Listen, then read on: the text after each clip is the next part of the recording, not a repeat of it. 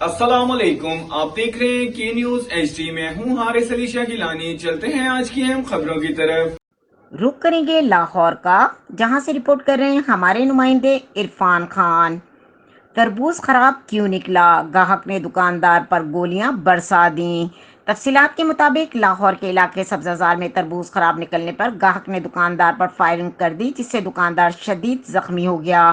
Police کے مطابق firing کا واقعہ سبزہ میں کھڑک نالے کے چوک والی پلی پر پیش آیا، جہاں ایک گاہک نے تربوز خراب نکلنے پر دکاندار سے شکوہ کیا۔ دکاندار کے تلخ لہجے میں جواب دینے پر گاہک طیش میں آ گیا اور اس نے دکاندار پر فائرنگ شروع کر دی، جس کے نتیجے میں دکاندار عابد کو سینے پر 3 گولیاں لگیں اور وہ شدید زخمی ہو گیا۔ واقعے کی اطلاع ملتے ہی پولیس اور ریسکیو موقع پر پہنچ گئے اور دکاندار کو فوری طبی امداد کے لیے ہسپتال منتقل کر دیا گیا۔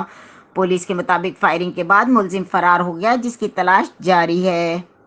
مزید خبروں اور اپڈیٹس کے لیے ہمارے ساتھ رہیے گا، تب تک کے لیے اپنا خیال رکھیے گا۔ اللہ حافظ۔